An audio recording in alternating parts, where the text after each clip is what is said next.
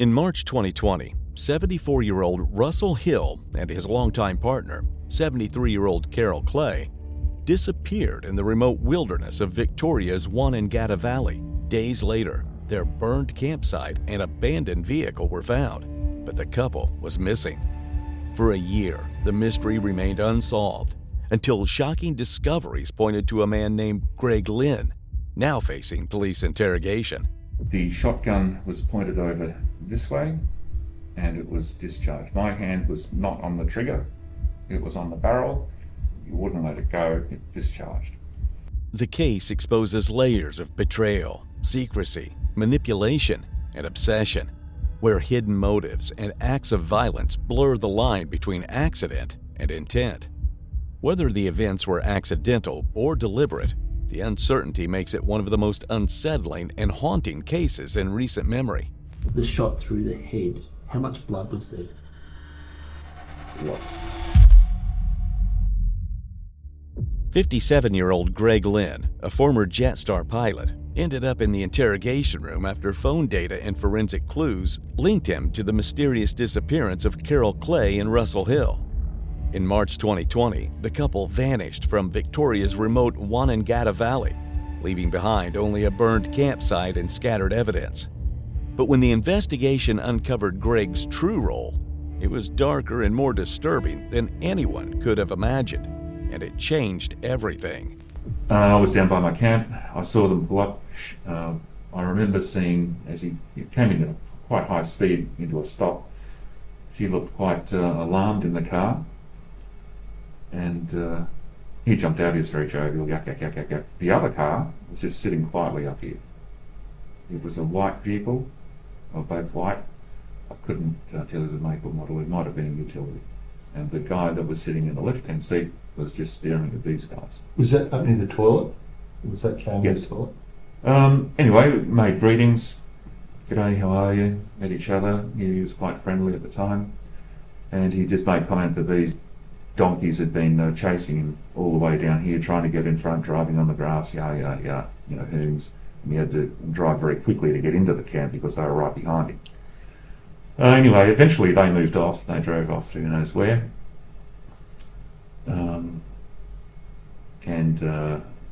He said he's going to set up camp. There was hundreds of other places to camp. If you want to camp here, it's a free country. You can camp wherever you like. Fine.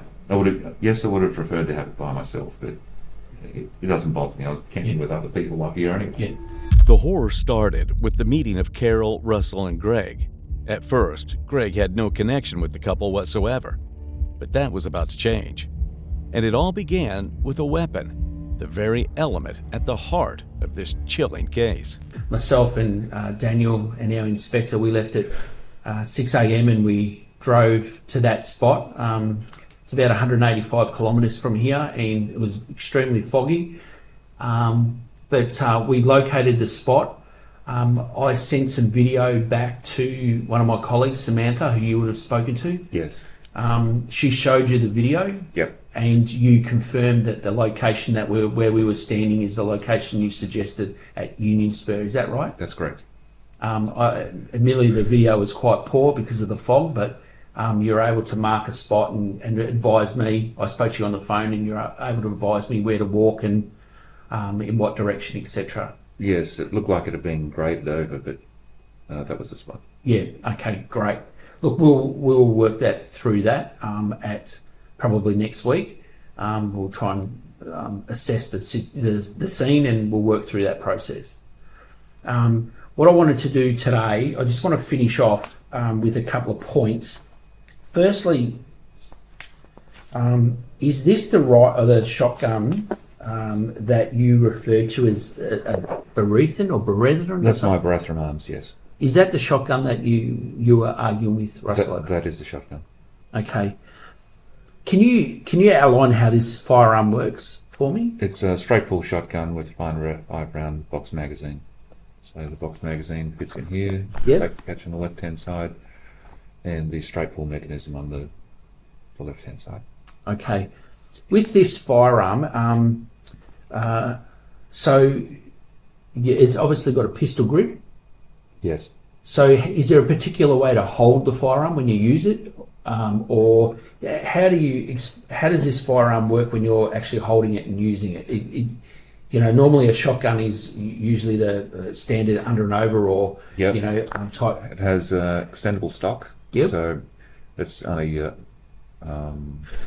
not extended when it's in storage, extended for use. And I have it set up for right-handed. I'm right-handed, and so the action is on the left-hand side, and stock in the right shoulder, right hand on the pistol grip, and left hand on the foregrip. I have it set up for thick forests where the light is lower, and that's why I have the red dot sight and the laser sight. So it's only for hunting in confined quarters where you're not going to be shooting for more than 20 or 30 meters. Okay. And you said it takes a magazine from the bottom? From the bottom, yeah. Do you know how many? 5 rounds. Maximum. The shotgun discussed here only emerged a year after Carol and Russell were discovered. Police were led to the scene after Russell's wife, Robin Hill, filed a missing person report, sparking an investigation that eventually connected Greg to their disappearance in an incredibly perplexing way. None of my decisions, whichever pathway I took, was going to make any difference to these two. So, yep, I tried to save myself. If I was a doctor, if I was married, my family would be important to me, so career, I was a member of the golf club. If I told the truth as the doctor and drove straight down to Sale here and told you what happened, my family are going to be upset, but it wouldn't affect my career or any other aspects of my life, and you could just move on from that. And there could be a feasible resolution from telling the truth just straight up. If I was a tradie, married, career, fishing club membership, yes, everyone's going to be upset, but none of these things are a problem, and just coming to you straight up and telling you the truth, not a problem. For me, I'm married with a family, yep, they'd be upset if I came to you straight away. Career, the rest of my life with a membership to these two places. This one, uneven, ASIC. My career is over. If I came and told you the truth straight away. Yep. It's over. The simple fact that I've failed the compliance with the Act of firearm storage in a car, and it's resulted in this disaster, that's finished. The disaster Greg refers to is the one that took place on the night of March 25, 2020. At Wonnangatta Valley, tensions between Greg, Carol, and Russell escalated into a struggle over a shotgun, resulting in a single shot that struck Carol. But this was only the beginning. Every action, every decision, and every attempt to cover tracks added layers to the mystery, leaving investigators to piece together a night that became a chilling sequence of chaos, panic, and death. There's much more to this story, some of it almost too complex to follow. The version of the incident Greg tells in the following clip makes the case even more absurd.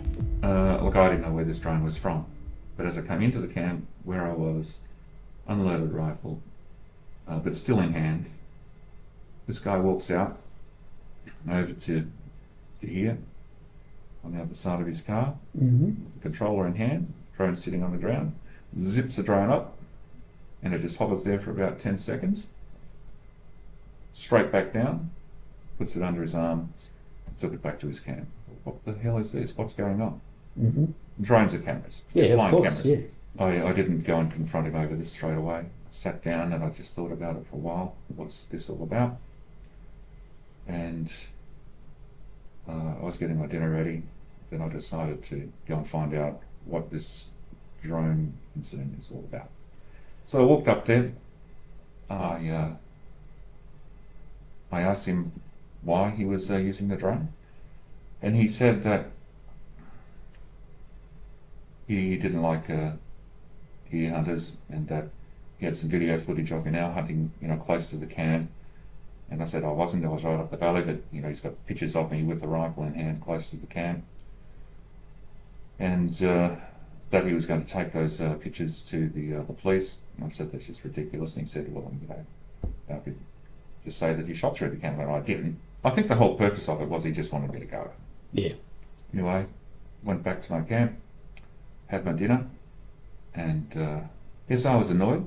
Didn't do anything about it, but I did turn the stereo up and played some loud music, which is a bit of a childish thing to do. Yeah, just to annoy me. He's going to annoy me like that. Just to annoy him back. Anyway, I had the doors on my patrol open and playing the loud music, and it was now dark, and I had my rifle packed away in the bag. I also had with me a Barathram Arms straight bull shotgun, which was also in its bag, and the ammunition for that was in the front seat, just sitting on the front seat. And it was later that night, so after a couple of hours, I could hear some rustling around, and I looked up and I could see Mr. Hill walking away from the car. He had the Barathram shotgun in his hands, and he had the magazine, which foolishly I had loaded there, and he walked back to his car, which was parked here. Not looking at anything and just listening to what you were saying. Is the gun that he's taken from your car still in the bag? No, it's out.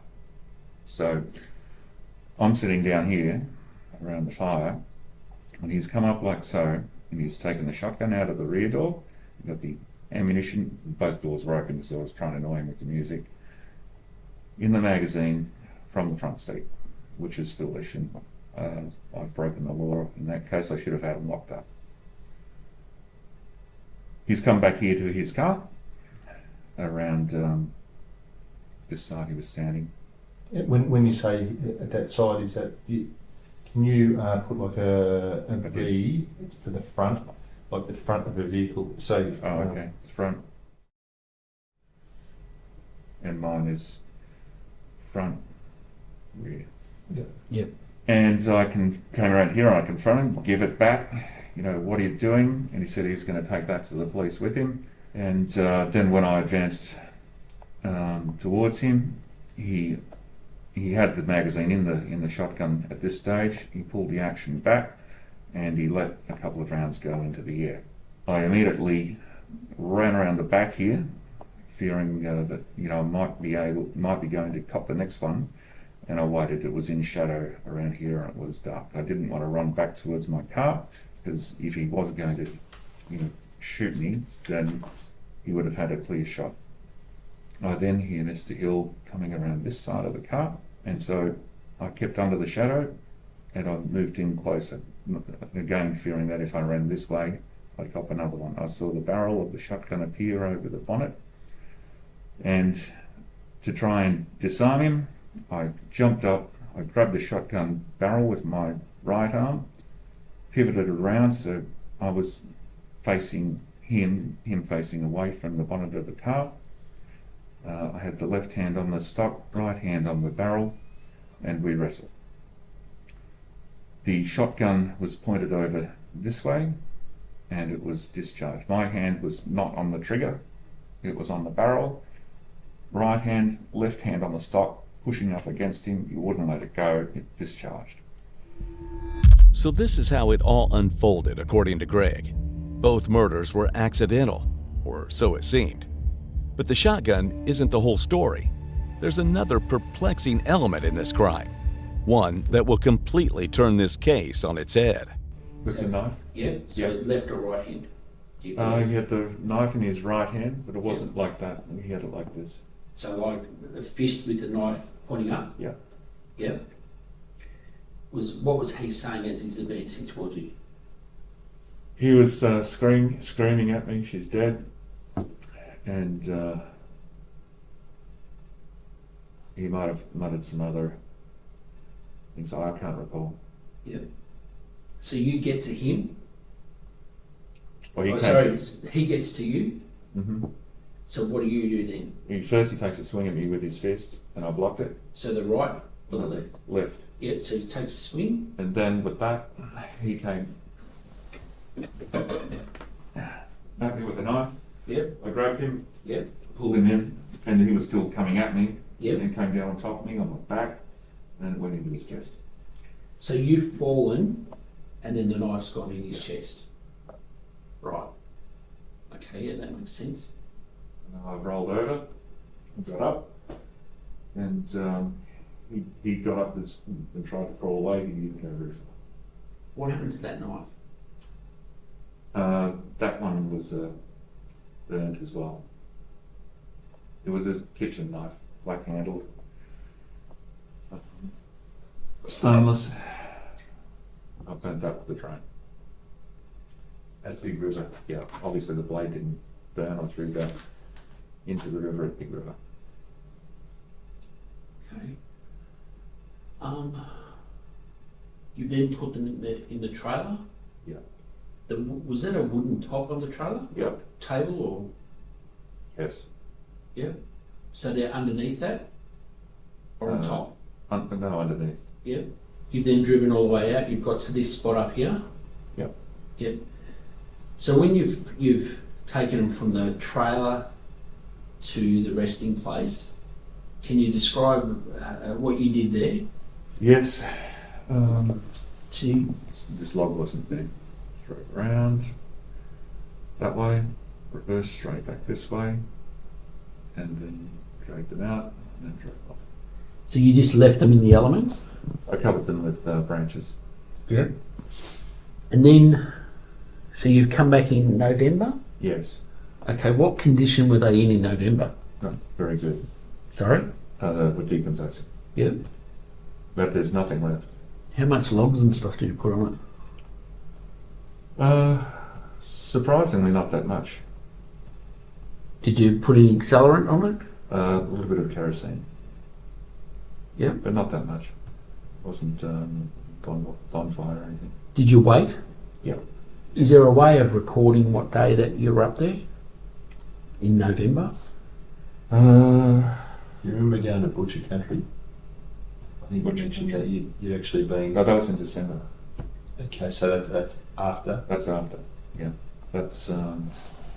Would you have rosters that indicate? Yes, from my roster to be able to find out which days I had off.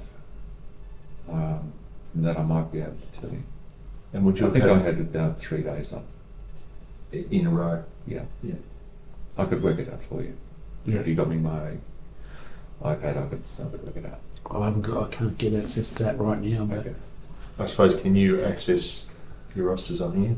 no. VPOS security. Wouldn't allow it. Yeah. Was there any reference, say, to other people's birthdays, significant other days? No, I don't know what you mean. Like you've got 3 days off.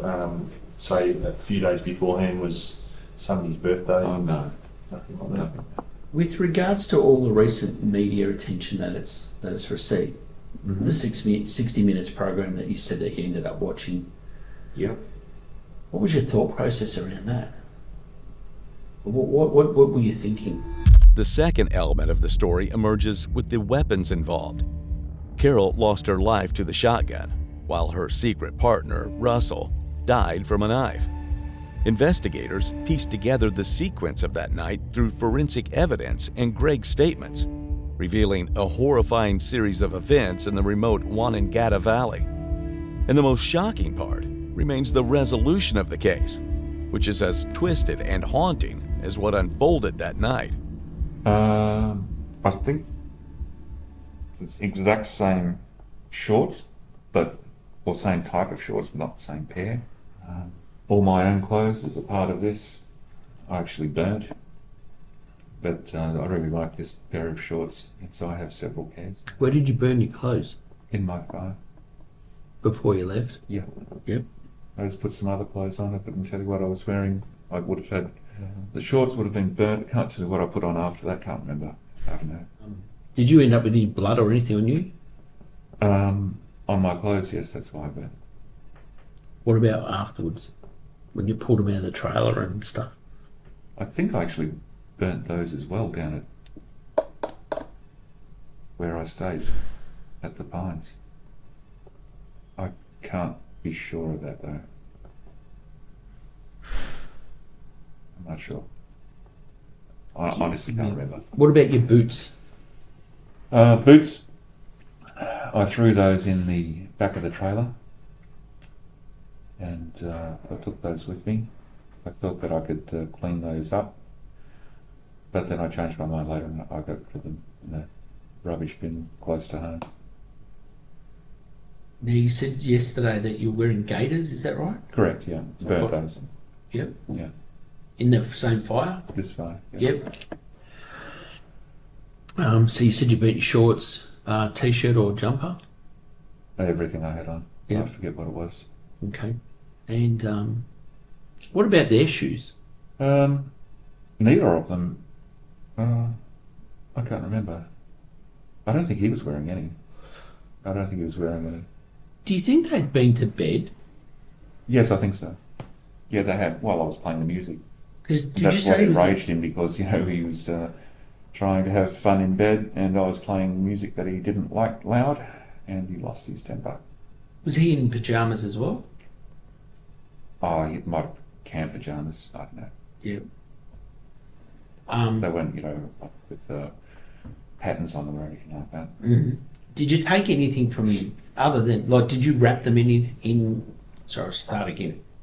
Did you wrap them or anything like that when you placed them in your trailer, or? I put a tarp, just a nylon tarp over the top. Was that yours or his? Mine. And what happened to that? Burnt. Was that burnt at? The Pines. Yep. And then you said that you took some cash. Do you remember how much cash? Oh, it wasn't much, $30-40. Yep. Yeah, I don't carry a lot of cash myself, and I didn't want to be using credit cards to try and help with that plan. I don't need the money. I'm not a thief by nature. No, I'm not saying that. I'm just, yeah.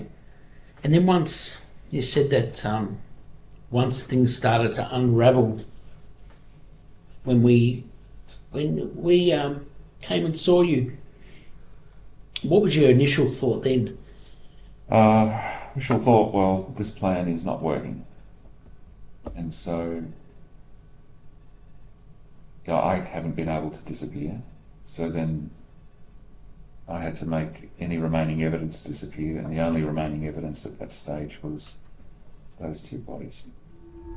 Greg took drastic steps to erase any traces of that night. He burned his clothes, wiped down surfaces, and carefully moved the bodies, hoping to conceal what had happened. Each action was a calculated attempt to manage the chaos he found himself in.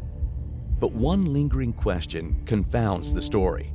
If these deaths were accidents, why did one end with a stab and the other with a gunshot? You're setting yourself tasks. This decision-making process, it might have taken me 10 minutes to explain it to you, but really takes just a few seconds in reality to sum up, assess the situation, and make a decision. It wasn't a long process.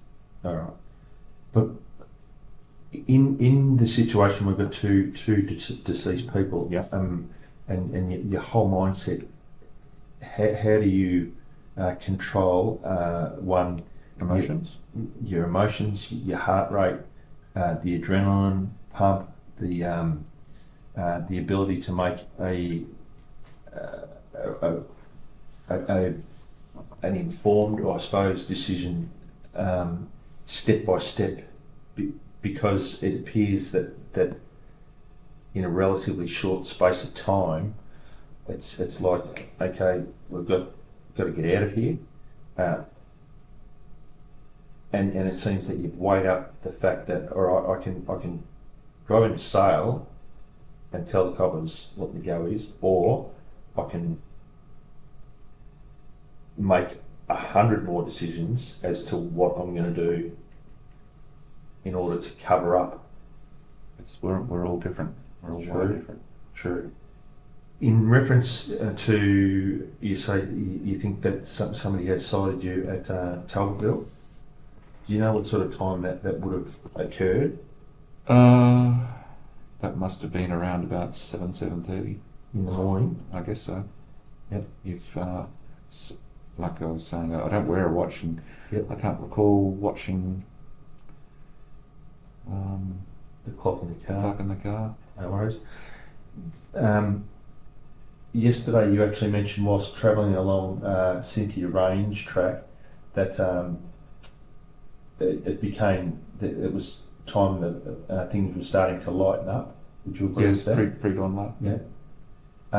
And when we're talking about pre-dawn light, we're talking just the colour of the sky. Is that what we're talking about? It's starting to lighten up to provide you a bit more vision of, I suppose, the fauna and the areas around. Yes. Would you agree with that? Yeah.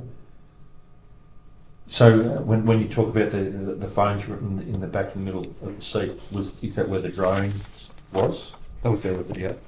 And is that where the keys were? I can't remember. What about the knife? That was in there with the phones. Did you leave the knife in his chest? No, I pulled that out. At the time of you two coming together with the knife, and even prior to that with the firearm, did you have possession of your Damascus knife? That was on my belt the whole time. All right. Was that actually the knife used in the stabbing of? No. You can test it if you like. I never even thought of it. Yep. It's just there. I eat with it. Yep. It's not something that even came into my mind. I just saw him running at me, and I defended myself. Yep.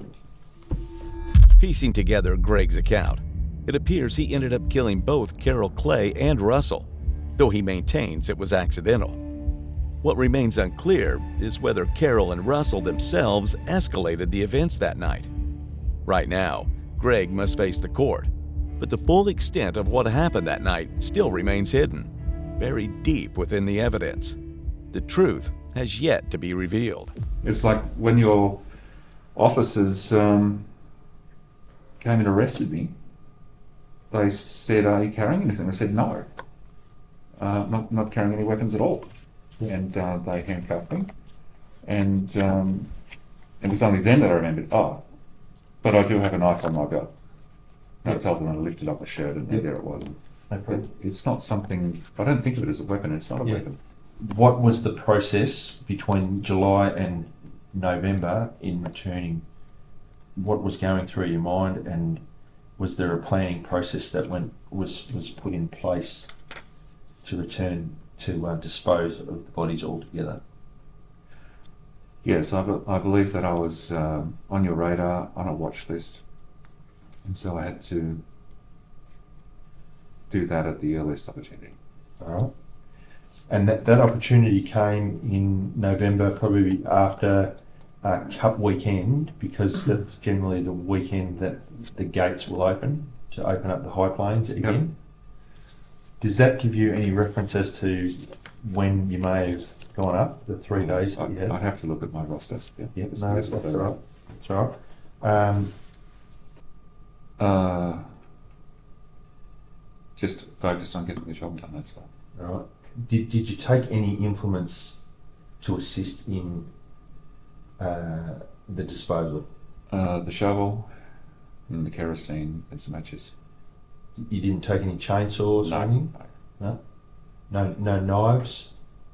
Well, I always carry that Damascus steel knife on my belt when I'm at camp. Yep. It would have been there somewhere. All right. Not on my belt while I'm driving. Hammers, splitters. No. No. I don't think about that.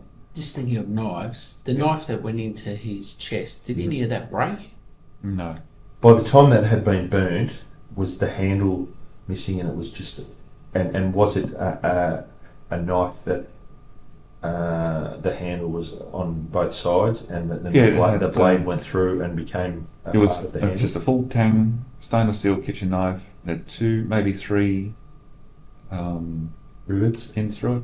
Yep. Yeah, I can't remember if it's 2 or 3. But the handle burnt off and it was just a blade left. All right. Or blade and tang. And that went into the big river. Yes. Yeah, we're just covering. You've gone back to the scene prior to the lighting of the fire. Had you removed any of the debris that's over the top to see what and if everything was still in place? A little bit, yes. All right. So you're able to confirm that both bodies were okay. Following the burning, and this has occurred. Well, I'll start again. Do you know approximately what sort of time the fire would have been lit? Sunset. And how long would it have burnt for? Sunrise. So are we estimating that to be like a 12-hour period? Or are we talking about less than 12 hours? And in order to spread the debris of the fire, was the fire cold enough to be able to do that? Pretty much. Greg, you're going to be charged with the murders of Russell Hill and Carol Clay. You do not have to say or do anything unless you wish to do so, but whatever you say or do may be recorded and given in evidence. Do you understand this? I understand. Do you wish to say anything in answer to the charge or charges? I'm innocent of murder. I haven't behaved well. I've made some poor decisions. But murder, as I understand it, I am innocent of. The dead bodies of Carol Clay and Russell Hill were discovered a year after their deaths. In the months between, life continued under the shadow of a global pandemic, adding to the uncertainty and chaos. Yet what truly happened in Wonnangatta Valley remains a mystery, full of unanswered questions. And when this story finally reaches the courtroom, the world will witness something so unexpected, so anticlimactic, it will leave everyone stunned. In the courtroom, tension was palpable as the jury deliberated. On June 24, 2024, after a 5-week trial, they delivered a split verdict. Greg Lynn was found guilty of murdering Carol Clay, but acquitted of Russell Hill's murder. The families of the victims were left grappling with the unexpected outcome. On October 18, 2024, Greg was sentenced to 32 years in prison with a non-parole period of 24 years. However, the case took another turn when Lynn lodged an appeal against his conviction and sentence in November of 2024, citing a substantial miscarriage of justice and flaws in the trial process. The appeal is set to be heard on October 31, 2025, keeping the haunting questions alive. Was justice truly served? Or did the truth slip away into the unforgiving wilderness of the Wonnangatta Valley?